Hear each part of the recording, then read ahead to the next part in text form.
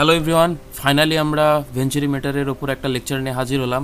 আমরা জানি যে ইন্ডাস্ট্রিতে বিভিন্ন ধরনের পাইপলাইন থাকে, পাইপ নেটওয়ার্ক থাকে, যার মধ্য দিয়ে ফ্লুইড ফ্লো করে। তো আমাদের ওই সব ফ্লুইডের যদি ফ্লো রেট মেজার করতে হয়, তাহলে তো আমাদের অবশ্যই ডিভাইস লাগবে, ঠিক কিনা? ফ্লো মেজারমেন্ট ডিভাইস লাগবে। তো ভেঞ্চুরিমিটার হচ্ছে ওই রকম একটা ডিভাইস যার মাধ্যমে আমরা ফ্লুইডের ফ্লো রেট মেজার করতে পারি। ওকে, তো আমরা দেখি যে ভেঞ্চুরিমিটার দেখতে আসলে কেমন। তো এইটা হচ্ছে ভেঞ্চুরিমিটার, টিপিক্যাল একটা ভেঞ্চুরিমিটারের একটা আমি ডায়াগ্রাম আর কি, ইলাস্ট্রেটিভ ডায়াগ্রাম এখানে দিছি। ওকে, তো আমরা এই যে ডায়াগ্রাম সম্পর্কে আরও ডিটেলস জানবো ভেঞ্চুরিমিটারের। ওকে, তো আমরা প্রথমেই চলে আসি যে ভেঞ্চুরিমিটার সম্পর্কে যদি আমাদের ভালো করে জানতে হয়, তাহলে আমাদের বার্নৌলি ইকুয়েশন সম্পর্কে খুব ভালো করে জানতে হবে। ওকে, তো আমরা জানি যে বার্নৌলি ইকুয়েশনটা কেমন, ঠিক কিনা? আমরা এই যে এইটা হচ্ছে আমাদের বার্নৌলি ইকুয়েশন, ওয়েল নোন একটা ইকুয়েশন, যে P plus half rho V square plus rho g h is equal to constant. কিন্তু খুব ইম্পর্ট্যান্ট একটা কথা, এই যে ইকুয়েশনটা একমাত্র ভ্যালিড কখন, যখন মানে অ্যালং স্ট্রিম লাইনে যদি আমরা এটা অ্যাপ্লাই করি, তাহলে এই ইকুয়েশনটা ভ্যালিড। এবার আসি যেটা, সেটা হচ্ছে যে এই যে প্রত্যেকটা ইন্ডিভিজুয়াল যে টার্ম আছে, P half rho V square then rho g h, individual টার্মের নাম কি? তো এই যে আমি এখানে দিয়ে রাখছি ইন্ডিভিজুয়াল টার্মের নাম, সেগুলো কি? যে পি যেটা, এটাকে বলা হয় static pressure, half rho V square যেটা, এটাকে বলা হয় ডাইনামিক প্রেশার, এবং রো জি এইচ যেই পার্টটা, এটাকে বলা হয় হাইড্রোস্ট্যাটিক প্রেশার। এখন আমাদের জানতে হবে যে স্ট্যাটিক প্রেশার কি, ডাইনামিক প্রেশার কি, অথবা হাইড্রোস্ট্যাটিক প্রেশারটা আসলে কি, ঠিক কিনা? তো সেটা জানার জন্য আমরা এই দুইটা চিত্র একটু ফলো করি। প্রথমে এই চিত্রটা ফলো করি। এই চিত্রতে আমরা কি দেখতেছি, যে ফ্লুইড সাপোজ ফ্লো করতেছে, মানে এই দিক থেকে এই দিকে ফ্লো করতেছে। ওকে, তো যখন ফ্লো করবে এই বাম দিক থেকে ডান দিকে, তখন কি হবে? আমি যদি এইখানে এরকম একটা সাপোজ কি বলা যায়, যে আমি যদি এই জায়গায় যদি একটা পাইপ বসায় রাখি, ঠিক আছে, একটা, এটা তো পাইপ লাইন, ঠিক আছে, এটা হচ্ছে পাইপ লাইন যার মধ্যে দিয়ে ফ্লুইড ফ্লো করতেছে। তো আমি এই জায়গাতে পাইপের এইখানে মানে একটা গর্ত করে আমি এইখানে একটা পাইপ সেট করে দিলাম, ঠিক আছে। তো যখনই ফ্লুইড ফ্লো করবে, তখনই এই পাইপের মধ্যে কিছুটা পানি উপরে উঠে যাবে। কারণ কি? কারণ হচ্ছে ফ্লুইডের নিজস্ব স্ট্যাটিক প্রেশারের কারণে। ওকে, এই যে উপরে উঠে গেল, যতটুকু পরিমাণ এখানে যে উপরে উঠলো না, ওকে, এইটা হচ্ছে কেন উঠলো? এই পানিটা উঠলো কারণ ফ্লুইডের স্ট্যাটিক প্রেশারের কারণে। ওকে, আচ্ছা, এইবার আমরা যদি দ্বিতীয় চিত্রটাতে একটু ফলো করি, এখানেও সেম, এই বাম দিক থেকে ডান দিকে ফ্লুইড ফ্লো করতেছে, বাম দিক থেকে ডান দিকে ফ্লুইড ফ্লো করতেছে। কিন্তু এইবার আমি কি করলাম, যে আগের মতোই সেট আপটা রাখলাম, যে এইখানে এই যে একটা পাইপ, মানে এই পাইপ লাইনে এখানে একটা গর্ত করে আমি এইখানে একটা পাইপ বসাই দিছি আগের মতোই। কিন্তু এখানে আরেকটা জিনিস করলাম কি, আরেকটা আমি এখানে মানে গর্ত করলাম, গর্ত করে এইখানে আমি একটা টিউব বসাইলাম, ঠিক আছে, যেটাকে আমরা পিটর টিউব আর কি সাধারণত বলে থাকি। এই পিটর টিউব বা টিউব, সহজ কথায় টিউব আমরা বসাই দিলাম। এইবার বিষয়টা হবে কি, যে আমি যখনই এই যে এইখানে আমাদের ফ্লুইড, মানে এই যে ছোট একটা নজল আছে না, নজল টাইপের মতো ছোট্ট একটা কনস্ট্রিক্টেড এরিয়া, তো ফ্লুইড যখনই এটার মধ্য দিয়ে পাস করবে, তখন কি হবে? তখন হচ্ছে যে ফ্লুইড তো এই দিকে ভিতরে ঢুকে উপরে উঠে যাবে, ঠিক কিনা? এবং যেহেতু এরিয়াটা ছোট, তাহলে অবশ্যই কি হবে, যে এতটুকু পরিমাণ তো উঠবেই, সাথে আরও একটু উপরে উঠে যাবে, ঠিক আছে, কারণ ফ্লুইডের একটা ভেলোসিটি আছে, ঠিক আছে। আমরা এই যে যখন ফ্লুইড এদিক দিয়ে ট্রাভেল করতেছিল, তখন তো একটা নির্দিষ্ট একটা ভেলোসিটি নিয়ে ট্রাভেল করতেছিল।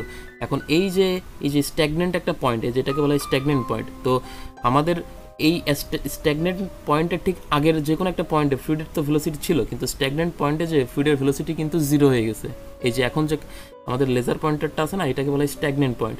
তো এই জায়গাতে ফ্লুইডের ভেলোসিটি কত হয়ে যায়? জিরো হয়ে যায়। তো হঠাৎ যে ফ্লুইডের ভেলোসিটি যে জিরো হয়ে গেল, তাহলে অবশ্যই এটাকে কি করতে হবে? ব্যালেন্স করতে হবে। তো ব্যালেন্স রাখার জন্য ফ্লুইড কি করে, এই যে এতটুকু পরিমাণ, মানে আগে তো স্ট্যাটিক প্রেশারের কারণে তো এতটুকু উঠতোই, ঠিক আছে, যে এখান থেকে এতটুকু পরিমাণ তো উঠতোই, কিন্তু এই যে ফ্লুইডের ফ্লো ভেলোসিটি যে জিরো হয়ে গেল, এইটার কারণে এটাকে ব্যালেন্স রাখার জন্য ফ্লুইড আরও একটু উপরে উঠে যাবে, এই যে এখানে ফাইনালি এখানে উঠবে।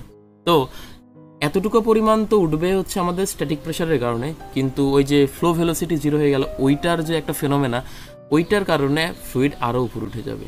এই ফাইনালি এতটুকু পরিমাণ উচ্চতায় সাপোজ উঠলো, ঠিক আছে। তাহলে টোটাল কতটুকু উঠলো? এই পুরো জায়গাটা, মানে এই পুরো হাইটটা, যার এই এতটুকু হাইট হচ্ছে স্ট্যাটিক প্রেশারের কারণে, আর এই যে এতটুকু উঠলো এটা হচ্ছে কেন উঠলো, কারণ ডাইনামিক প্রেশারের কারণে। ওকে, তো আমাদের ডাইনামিক প্রেশার আর স্ট্যাটিক প্রেশার আমি আশা করি বুঝাইতে পারছি। স্ট্যাটিক প্রেশার হয় ফ্লুইডের নিজস্ব যেই মানে মানে প্রেশার যেটা ক্রিয়েট হয় নিচের মধ্যে থেকে আর কি, ইন্টারনাল মলিকিউলার পলিউশনের জন্য, ওটা হচ্ছে স্ট্যাটিক প্রেশার।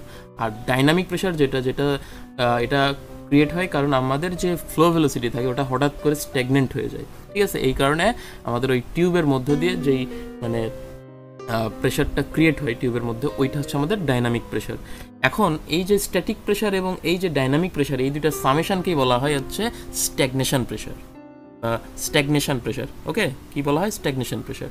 আমি আশা করি স্ট্যাটিক প্রেশার, ডাইনামিক প্রেশার আমি বুঝাইতে পারছি। ওকে, এবং একটা নতুন টার্ম আমরা শিখলাম যে স্ট্যাগনেশন প্রেশার। আচ্ছা, আরেকটা যেটা ছিল সেটা হচ্ছে হাইড্রোস্ট্যাটিক প্রেশার। হাইড্রোস্ট্যাটিক প্রেশারটা আসলে কিছুই না, হাইটের কারণে যে ফ্লুইডের মধ্যে মানে যেই প্রেশারটা ক্রিয়েট হয় সেটা হচ্ছে আমাদের হাইড্রোস্ট্যাটিক প্রেশার। এইবার আমরা যদি আসি যে অনেক সময় কি হয়, এর প্রিভিয়াসলি যেই ইকুয়েশনটা আমরা দেখাইলাম, বার্নৌলি ইকুয়েশন, যে P plus half rho V square plus rho g H, ওই ইকুয়েশনটাকে কী করা হয়, রোজি দিয়ে ডিভাইড করে দেওয়া হয়। তো রোজি দিয়ে যদি আমরা উভয়ের পক্ষে ডিভাইড করি প্রিভিয়াস ইকুয়েশনকে, তাহলে আমরা এইরকম একটা ফর্ম পাই। ওকে, এইটাও বার্নৌলি ইকুয়েশন, ঠিক আছে, কিন্তু এটা হচ্ছে হেড ফর্মে দেওয়া, ঠিক আছে, হেড ফর্ম। তার মানে কি, আমরা যদি রোজি দিয়ে ডিভাইড করি তাহলে আমাদের কি আসবে, হেড ফর্মে আসবে। ওকে, এখন তাহলে আমাদের বুঝতে হবে যে ইন্ডিভিজুয়াল পার্টগুলোর নাম কি কি। পি বাই রোজিকে বলা হয় pressure head, v square by two জিকে বলা হয় ভেলোসিটি হেড, এবং এইচকে বলা হয় পোটেনশিয়াল হেড। ওকে, এবং এটা সমান কি, কনস্ট্যান্ট। এটা কিন্তু খুবই ইম্পর্টেন্ট, এবং এটাও মনে রাখতে হবে এটা কিন্তু অ্যালং এ স্ট্রিম লাইন। খুব ইম্পর্টেন্ট এই বিষয়টা যে অ্যালং এ স্ট্রিম লাইন। এবার আসি যে ভেঞ্চুরি মিটারের যে বিভিন্ন যে পার্টগুলো আছে এগুলোর নাম কি কি, এটা তো আমাদের জানতেই হবে, ঠিক কিনা। তো এই যে প্রথমে আসি, এইটা হচ্ছে আমাদের পাইপ, ঠিক আছে, এই যে আমি নিচেও লিখে রাখছি পাইপ, মানে মেইন যে পাইপলাইন সেটা আর কি। আর এই পাইপলাইনের এইখানে আমরা ভেঞ্চুরি মিটার সেট আপ করছি। তো আমাদের মেইনলি ভেঞ্চুরি মিটার কিন্তু আসলে এই পুরোটা না।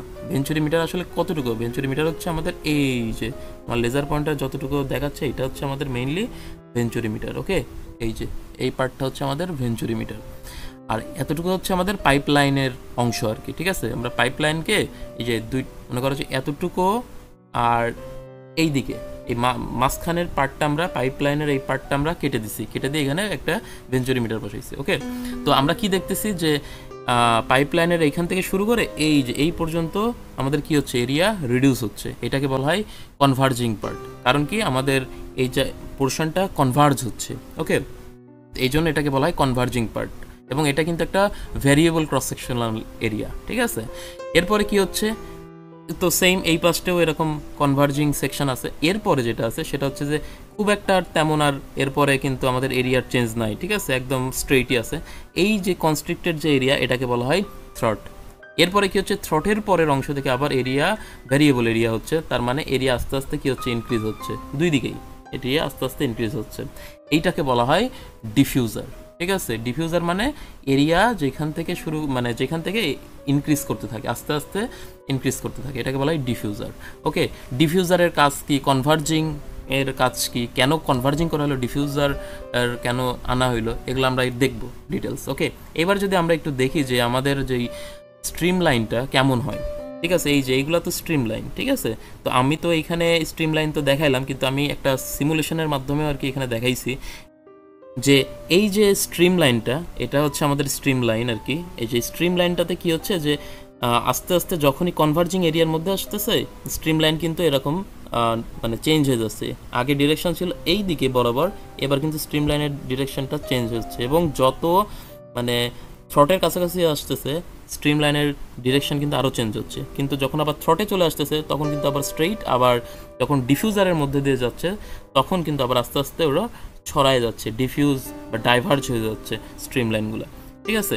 তো স্ট্রিম লাইনের একটা বৈশিষ্ট্য বা ক্যারেক্টারিস্টিক আমি একটু বলে রাখি, যে স্ট্রিম লাইন হচ্ছে এমন একটা কাল্পনিক লাইন, আমি যদি ওই স্ট্রিম লাইনের যে কোনো একটা পয়েন্ট সিলেক্ট করি, সাপোজ এই পয়েন্ট আমি সিলেক্ট করলাম, ঠিক আছে, এবং এই পয়েন্ট সিলেক্ট করার পরে আমি যদি এখানে একটা ট্যানজেন্ট অথবা স্পর্শক আঁকি, তাহলে ওই যে ট্যানজেন্ট বা স্পর্শকটা যেদিক ডিরেকশন নির্দেশ করবে, ওই স্ট্রিম লাইনের ওই পয়েন্টে যেই ফ্লুইডটা বসে আছে, ফ্লুইড পার্টিকেলটা, ওইটার ভেলোসিটি হবে ওই ট্যানজেন্টের মানে দিক বরাবর ওই ফ্লুইডের ভেলোসিটিটা। ওকে, আচ্ছা, তাহলে আমরা বুঝতে পারলাম যে ফ্লো ভিজুয়ালাইজেশনের বিষয়টা ভেঞ্চুরিমিটারে। এইবার আমাদের যেটা জানতে হবে সেটা হচ্ছে আমাদের ভেলোসিটির একটা মানে চেঞ্জ আসবে, আমরা বুঝতেছি, ঠিক আছে। এখন তার জন্য আমরা কি করব, যে এই যে একটা ক্রস সেকশনাল এরিয়া নিলাম পাইপের এখানে একটা, ঠিক আছে, পাইপ যে লাইনটা আছে ওইখানে একটা ক্রস সেকশন নিব, আর এই যে থ্রট এরিয়া আছে এইখানে একটা ক্রস সেকশন নিব। তো পাইপে যে ক্রস সেকশনটা নিলাম এটাকে নাম দিলাম সেকশন 1, এবং আমাদের যে থ্রট যে এরিয়াটা আছে এখানে যে ক্রস সেকশন নিলাম এটার নাম দিলাম 2। ওকে, আমরা কি দেখতেছি, মানে আমাদের এইখানে যে ভেলোসিটি ক্রস সেকশন 1-এ যে ভেলোসিটিটা আছে v1, এটা অবশ্যই কিন্তু কম v2 এর চাইতে, মানে ক্রস সেকশন 2-তে যে ভেলোসিটি হচ্ছে সেটার চাইতে কম। তার মানে কি v1 is less than v2, ঠিক আছে। এখন এটার কারণ কি?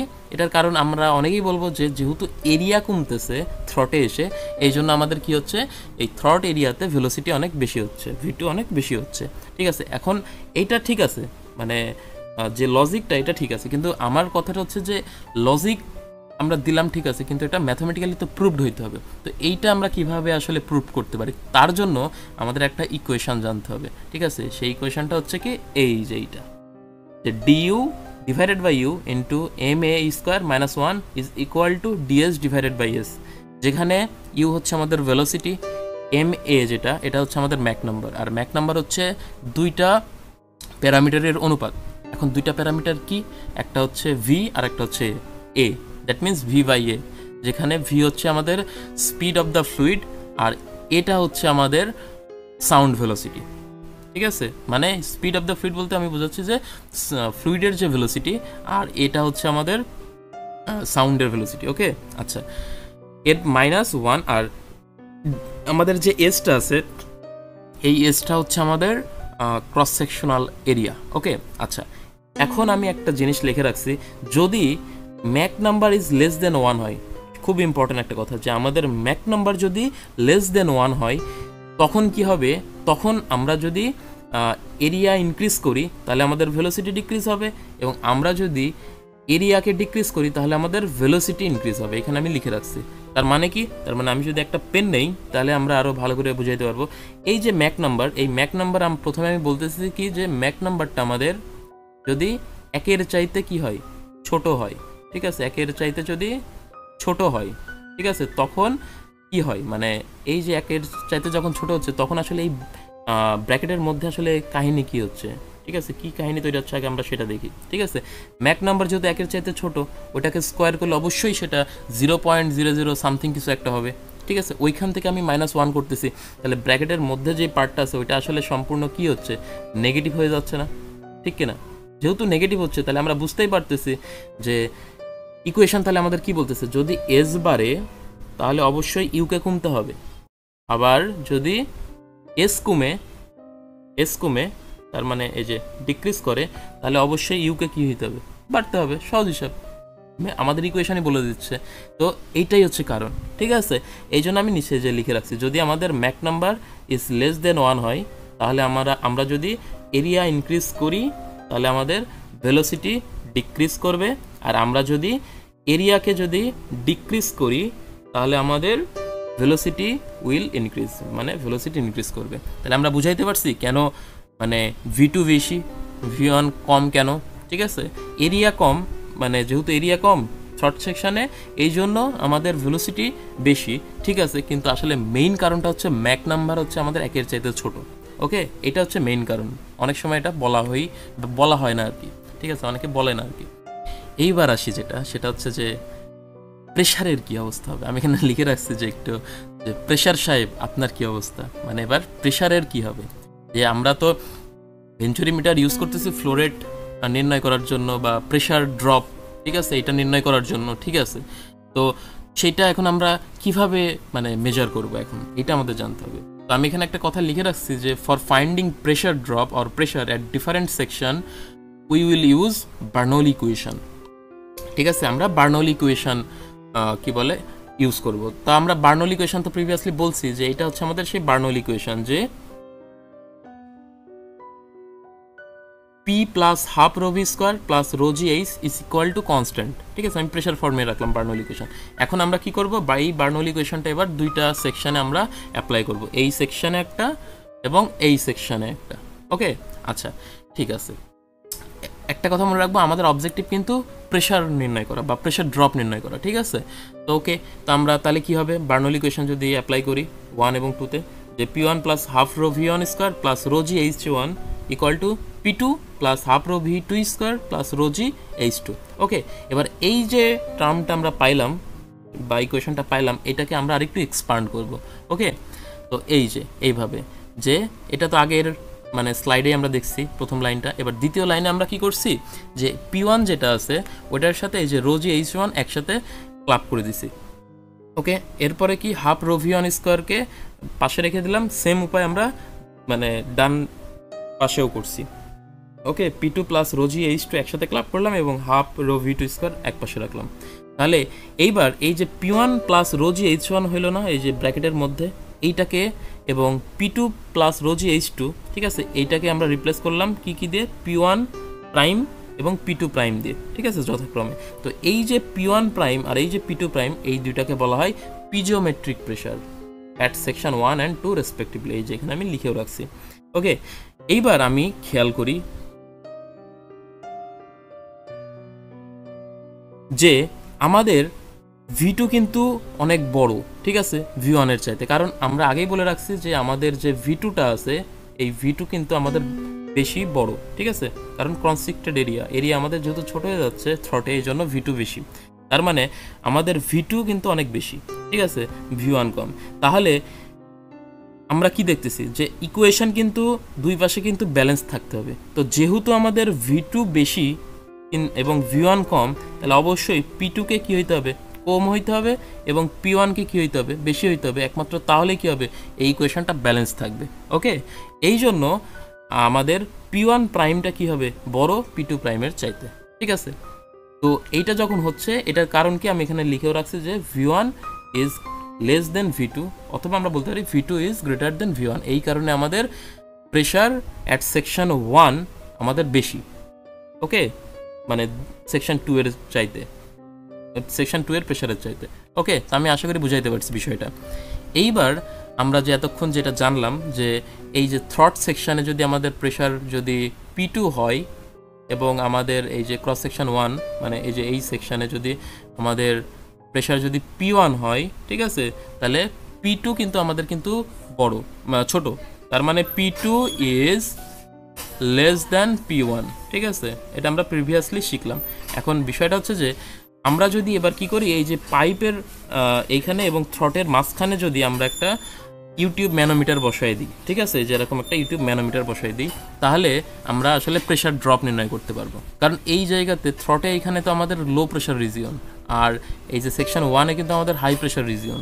ঠিক আছে, তাহলে আমরা অবশ্যই প্রেশার ড্রপ নির্ণয় করতে পারবো। আর প্রেশার ড্রপ নির্ণয় করতে গেলে আমরা আসলে সাধারণত কি ইউজ করে থাকি, ম্যানোমিটার ইউজ করে থাকি। তো আমরা এখানে ইউটিউব ম্যানোমিটার, ঠিক আছে, ইউজ করতেছি। যখন আমাদের কোনো ফ্লো হবে না, তখন কিন্তু এই যে এরকম ব্যালেন্সড অবস্থানে থাকবে। ঠিক আছে, এই যে একটা লাইন দিয়েছে না, এই যে এটাকে বলা হয় ডটাম লাইন বা রেফারেন্স লাইন, এরকম এই যে আমাদের ফ্লুইডটা, আমি যদি সাপোজ ব্ল্যাক কালার দিয়ে দেখাই, আমাদের এই ফ্লুইডটা এই যে এরকম ব্যালেন্সড অবস্থানে থাকবে। ঠিক আছে, আমরা নেক্সট কি বলে স্লাইডে আমরা একটা ভিডিও দেখব। ঠিক আছে, একটা রিয়েল একটা এক্সপেরিমেন্ট আমরা দেখাইছি ওখানে, যে কি হবে যখনই আমাদের ফ্লুইডের ফ্লোটা হবে, ঠিক আছে, এই ফ্লুইড ফ্লো করে এই যে থ্রট এরিয়া পার হয়ে ডিফিউজারে চলে যাবে, তখন কি হবে, তখন হচ্ছে এইখানে যেহেতু লো প্রেশার রিজিয়ন তৈরি হচ্ছে, ঠিক আছে, তাহলে এইখানে এই যে ম্যানোমিটারের যে ফ্লুইডটা আছে না, এটা কি হবে, এটা এই যে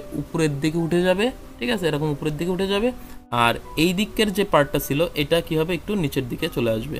ঠিক আছে, তার মানে নতুন লাইনটা হবে এই যে এরকম, আর এই যে এইটা যেটা ব্যালেন্স অবস্থানে ছিল ফ্লুইড, যেটা ম্যানোমিটারের যে ফ্লুইডটা, এটা উপরে উঠে যাবে। ঠিক আছে, আমি আশা করি বিষয়টা এবার মানে এইখানে বুঝাইতে পারছি। তার মানে কেমন হবে, যখনই ফ্লুইড ফ্লো করবে তখনই আমাদের এই যে রেফারেন্স যে লাইনটা ছিল বা ডটাম লাইন ছিল, ওইখানে যেই মানে ওইটা কি হবে, নিচের দিকে এখানে চলে আসবে, বাম পাশের যেই কলামটা আছে ঠিক আছে, ফ্লুইডটা নিচের দিকে আসবে, আর ডান পাশের যেই ফ্লুইডটা ছিল, ঠিক আছে, সেম ফ্লুইডই আর কি ম্যানোমিটারের, ওইটা একটু উপরের দিকে উঠে যাবে, ওকে, এলিভেশন হয়ে যাবে। ঠিক আছে, তো আমরা এবার কি করব, আমরা এবার একটা রিয়াল একটা এক্সপেরিমেন্ট আমরা এবার দেখব। ঠিক আছে, ওকে, দেখা যাক। এবার আমরা রিয়েল এক্সপেরিমেন্টটা একটু দেখি, যে এটা হচ্ছে আমাদের ভেঞ্চুরি মিটার, এটা হচ্ছে আমাদের ইউটিউব ম্যানোমিটার। ওকে, এখন আমাদের প্রথম অবস্থায় আমরা কি করব, যে আমরা কোনো এয়ার ফ্লো করাবো না। ঠিক আছে, তাহলে যখন এই যে এখন যে অবস্থা আছে, এখন আমরা এয়ার ফ্লো দিচ্ছি না, এই জন্য আমাদের এই যে যেই ম্যানোমিটার আছে, ইউটিউব ম্যানোমিটার, এখন এই যে ফ্লুইড যেটা আছে, ম্যানোমেট্রিক ফ্লুইড বা ম্যানোমিটারের যে ফ্লুইডটা, এটা কিন্তু এখন ব্যালেন্সড অবস্থানে আছে, এই জন্য কোনো মানে ডেভিয়েশন নাই বাম পাশের কলামেও এবং ডান পাশের কলামেও। ঠিক আছে, কিন্তু যখনই আমি এই দিক দিয়ে এয়ার ফ্লো দিব, তখনই কি হবে, তখনই দেখব যে এই যে থ্রট এরিয়াতে প্রেশার রিডিউস হয়ে যাবে, এই জন্য এখানকার যে বাম পাশের যে ফ্লুইডটা আছে, ম্যানোমিটারের যে ফ্লুইডের যে পার্টটা আছে, এটা উপরের দিকে উঠে যাবে, আর ডান পাশের যেই পার্টটা ছিল এটা নিচের দিকে নেমে যাবে। ঠিক আছে, প্রথম যেই এক্সপেরিমেন্টটা, তার ক্ষেত্রে আমরা কি করব, এই পাশ থেকে হচ্ছে ফ্লুইডের কি দিব, মানে এয়ার যে ফ্লোটা আছে ওইটা এই পাশ থেকে দিব। আর দ্বিতীয় আরেকটা আমরা এক্সপেরিমেন্ট দেখব, আমরা ডিরেকশন চেঞ্জ করে দিব, মানে এই পাশে আমরা এয়ার ফ্লো দিব।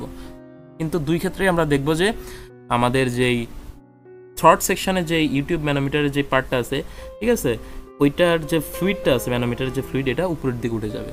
কিন্তু দুইটা ক্ষেত্রে একটু মানে উপরে যে উঠবে, এলিভেশনটা যে হবে, এটার যে হাইটটা, এটা একটু কম বেশি হবে। ঠিক আছে, কারণ হচ্ছে যে টার্বুলেন্স বা অন্যান্য কিছু বিষয় থাকে আর কি। ওকে, তো আমরা সেটা মানে দেখবো, আমরা আমাদের এই স্ক্রিনে লেখা থাকবে কারণটা কি। ওকে, আচ্ছা, তো আমরা দেরি না করে একটু এবার এক্সপেরিমেন্টটা করি। ওকে, তো এই যে আমরা প্রথমে এয়ার ফ্লো দিচ্ছি এদিক দিয়ে, এই যে এখানে আমাদের লো প্রেশার ক্রিয়েট হচ্ছে, আর এখানে হাই প্রেশার, এই জন্য উপরের দিকে উঠে গেল। কিন্তু এবার কিন্তু ভালভটা ক্লোজ করে দিলাম, এর ফলে কি হলো, এই যে ব্যালেন্সড অবস্থানে চলে আসলো। এবার আমরা ডিরেকশন চেঞ্জ করে দিব, এই যে ডিরেকশন চেঞ্জ করে দিচ্ছি, এবং আবার আমরা এয়ার ফ্লো দিব। ঠিক আছে, এয়ার ফ্লো এই যে দেওয়া হচ্ছে, এইবার কিন্তু আর উপরের দিকে উঠে যাচ্ছে। ঠিক আছে, এবং স্লাইটলি কিন্তু একটু রেজাল্ট ডিফার করতেছে। ঠিক আছে, যে হাইটটা যে হচ্ছে, এটা কিন্তু ডিফার করতেছে, একটু বেশি বা কম হচ্ছে আর কি। এটার কারণ এই যে টার্বুলেন্স এবং কিছু ফ্রিকশন, এই কারণে আর কি উপরে উঠে যাচ্ছে, একটু বেশি উপরে উঠতেছে। তো আমি আশা করি এই যে এক্সপেরিমেন্টটা, যে আসলেই যে এইখানে লো প্রেশার ক্রিয়েট হয়, এটা বুঝাই দিতে পারছি। তো এবার আমরা স্লাইডে চলে যাই। এইবার ইউটিউব ম্যানোমিটারের যে রিডিংটা আমরা পেলাম, ওই ইউটিউব ম্যানোমিটারের রিডিংয়ের সাহায্যে কীভাবে প্রেশার ড্রপ আমরা এবার ক্যালকুলেশন করব, সেটার জন্য আমাদের একটা ইকুয়েশন জানা দরকার। সেটা হচ্ছে এই ইকুয়েশনটা, যে delta P prime is equal to rho M divided by rho minus 1 into x. ঠিক আছে, যেখানে ডেল্টা পি প্রাইমটা হচ্ছে আমাদের পিজোমেট্রিক প্রেশার যেটা আছে, ওইটার হচ্ছে ডিফারেন্স। ঠিক আছে, সেকশন 1 এবং সেকশন 2-তে। ঠিক আছে, পিজোমেট্রিক প্রেশার কি আমি প্রিভিয়াসলি বলছি। ওকে, তো এখানে রো এমটা হচ্ছে আমাদের ম্যানোমিটারের মধ্যে যে ফ্লুইডটা আছে ওইটার হচ্ছে ডেন্সিটি, এবং রোটা হচ্ছে আমাদের ফ্লুইড যেটা ভেঞ্চুরি মিটার বা পাইপের মধ্যে যে ফ্লো করতেছে ওইটার হচ্ছে ডেন্সিটি। তো যখন রো এম আমাদের রো এর চাইতে বড় হবে, তখন এই ইকুয়েশনটা, কিন্তু যদি আমাদের রো এমটা যদি রো এর চাইতে ছোটো হয়, তখন কিন্তু এই যে ব্র্যাকেটের মধ্যে যে টার্মটা আছে এটা চেঞ্জ হয়ে যাবে। সেটা কী হবে, 1 minus rho M divided by rho. Okay, আচ্ছা, আরেকটা জিনিস, এখানে এক্স আছে, এই এক্সের মানে পরিচয়টা হচ্ছে যে এই যে হাইট যতটুকু এলিভেশন হইল, ম্যানোমেট্রিক যে ফ্লুইড বা ম্যানোমিটারের যে ফ্লুইডটা আছে, ওইটা হচ্ছে এক্স। দ্যাট মিনস এই যে এখান থেকে এতটুকু হচ্ছে আমাদের এক্স। ওকে, এক্সের ভ্যালু। আচ্ছা, তো আমি এইটা আশা করি বুঝাইতে পারছি। তো এইবার যে বিষয়টা, সেটা হচ্ছে যে আমাদের যদি মানে ফ্লো রেট মেজারমেন্ট করতে হয়, কারণ ভেঞ্চুরি মিটার দিয়ে তো দিন শেষে আমাদের প্রেশার ড্রপ ঠিক আছে আমরা তো মেজার করলাম, কিন্তু আমাদের তো ফ্লো রেটও মেজার করতে হবে। তো আমরা ফ্লো রেট কীভাবে মেজার করবো, ভলিউমেট্রিক ফ্লো রেট। ঠিক আছে, কারণ আমরা ভলিউমেট্রিক ফ্লো রেট এই কারণে মেজার করতেছি, কারণ এটাকে যদি আমি রো দিয়ে মাল্টিপ্লাই করি, তাহলে আমরা মাস ফ্লো রেটটা পেয়ে যাবো। এই জন্য ভলিউমেট্রিক ফ্লো রেট বা ডিসচার্জ আমাদের ইম্পর্টেন্ট বের করাটা। ঠিক আছে, তো ডিসচার্জ মানে কি, যে ডিফিউজারের যে পার্টটা, ঠিক আছে, এইদিকে যেই যতটুকু পরিমাণ ফ্লুইড বেড়ে যাচ্ছে ওইটাকে বলা হয় ডিসচার্জ বা ভলিউমেট্রিক ফ্লো রেট। ওইটা যদি আমাদের ক্যালকুলেট করতে হয়, তাহলে এই যে ইকুয়েশনের মাধ্যমে ক্যালকুলেট করা হয়ে থাকে, যে volumetric flow rate or discharge Q actual এটাকে আর কি বলা হয়। এটা ইকুয়াল টু হচ্ছে CD into √2GH into A1 into A2 divided by √A1 square minus A2 square, এটা দিয়ে, যেখানে সিডিটা হচ্ছে আমাদের coefficient of venturi meter. Okay, এটার একটা টিপিক্যাল একটা মানে রেঞ্জ আছে, এটার ভ্যালু মোটামুটি 0.95 থেকে 0.98 আর কি হয়ে থাকে আর কি। এখন ফাইনালি আমরা, এটা আমাদের ফাইনাল স্লাইড। তো এখানে আমি কিছু কথা লিখে রাখছি যে আমাদের যে ভেঞ্চুরি মিটার আছে ওইটার অ্যাকিউরেসি খুব হাই, ঠিক আছে, এবং লস অফ টোটাল হেড, যেটা হেড লস যেটাকে আমরা বলি, ওইটা খুবই লো। ওকে, এবং আমাদের যে সিডির ভ্যালু এটা অনেক ভালো, 0.95 থেকে 0.98-এর মধ্যে। তার মানে আমাদের কিন্তু প্রায় একের কাছাকাছি। এই সব কারণে আমাদের ভেঞ্চুরি মিটারের কস্ট অনেক বেশি, ঠিক আছে। কারণ ওই যে একটা কথা আছে যে জিনিস যেটা ভালো দাম তার একটু বেশি হবে। তো যেহেতু অ্যাকুরেসি অনেক হাই, প্রিসিশন অনেক হাই, এবং লস অফ টোটাল হেড বা লস অফ টোটাল হেড মানে কি হেড লস, ওইটাও অনেক লো, এবং সিডির ভ্যালু একের কাছাকাছি, এই জন্য আমাদের কস্টটাও অনেক বেশি।